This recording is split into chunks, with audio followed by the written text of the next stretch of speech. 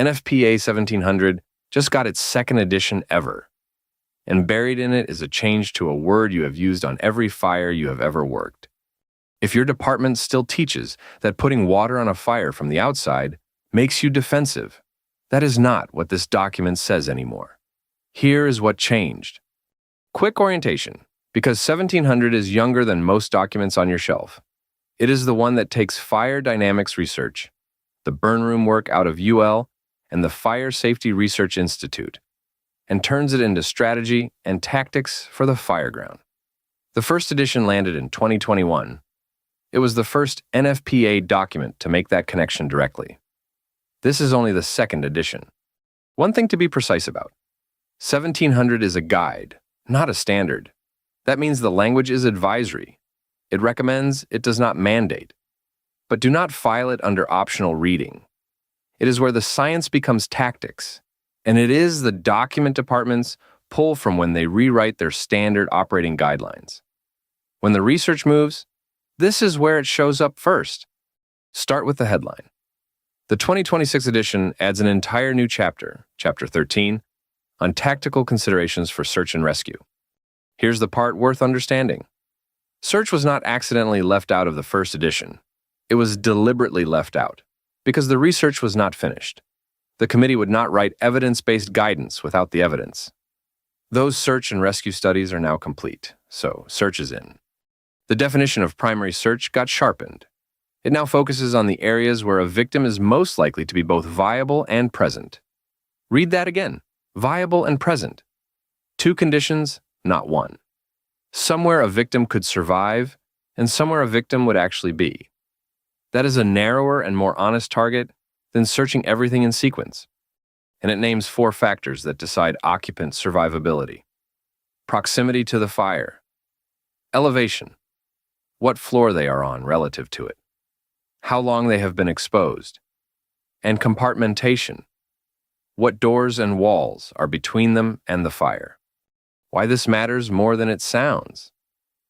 Search priority has always been driven by instinct and by what the last crew did. Now there is a documented, research-backed way to argue for where you go first. That is the difference between a habit and a defensible decision. Now, the one that is going to start arguments at your kitchen table. Chapter 9, Strategic Considerations. The offensive strategy has been redefined. It now encompasses exterior fire control within the hazard zone. What that kills is the reflex. Exterior equals defensive. Water from outside means we have given up the building. That framing is gone. Hitting a room from the outside to knock down the heat before you go in is not surrender. Under this edition, it is part of an offensive strategy. The strategy is defined by your intent and where the hazard zone is, not by which side of the wall the nozzle is on. Same chapter tightens up size up. A 360 assessment at every incident where you can get one. A standardized process for the critical fireground factors. So 2 officers looking at the same building arrive at the same read. Less art, more repeatable. And it introduces a phrase worth carrying. The strategic level, Mayday. The idea that a Mayday is not only something that starts with a firefighter in trouble, it can start much earlier, with a strategy that was wrong for the building from the first minute.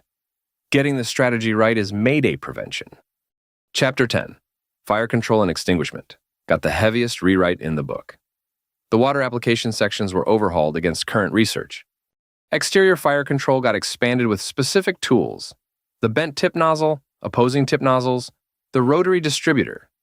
These are not new inventions, but naming them in the guide moves them out of regional tradition and into documented practice. Indirect attack got clarified, with the unoccupied space requirements stated plainly. Hydraulic ventilation is now framed as a life safety measure, not just a way to clear smoke after the fact, but something you do because people are still in there. And there is new material on basement fires and on interior applications in high-rise buildings.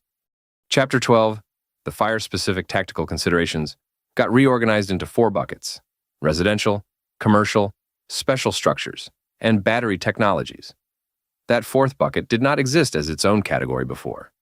Inside that 4th bucket is a lithium-ion section that simply was not in the first edition. micro-mobility devices, the e-bikes and scooters that are now in hallways and apartments everywhere, and the research on how they fail. And Chapter 7, Building Construction, added a section on emerging building features. The one to know is battery energy storage systems. High voltage and thermal runaway are the two hazards named. The tactical direction, treated in size up, full protective clothing, and SCBA, and charged house lines. These are showing up on residential and commercial properties faster than most departments have written guidance for. One more change, and it is the quietest one in the document. The 2026 edition adds documenting responders' exposure to products of combustion and the decontamination actions that were taken. That reads like paperwork. It is not. Occupational cancer claims live or die on whether there is a record that you were in it and what was done about it afterward. A tactic protects you at the fire. A record protects you 20 years after the fire. This is the cancer fight showing up as doctrine. So what do you actually do with this? Pull your standard operating guidelines and read them against these changes. The offensive and exterior definition is the one to settle before the next working fire, not during it. Because if half your crew thinks a transitional attack means the building is lost, you have a radio problem waiting to happen. And read the document. NFPA provides free read-only access to its codes and standards on their website. You do not have to buy it to read it. This video is a summary of what changed. It is not a replacement for the source. The whole thing, locked in. New Chapter 13 on search and rescue, with primary search defined around viable and present, and 4 survivability factors. Offensive strategy now includes exterior fire control inside the hazard zone. Water application overhauled. Lithium-ion and battery energy storage finally treated as their own category. And a new push to document exposure and Decon. This is the first one in a new series. What's new in the fire service? Standards change, research changes, and the job changes with them. And most of it never reaches the people it is written for. That is what this series is for. If that is useful, subscribe, and it will show up when the next one does. Bring the irons.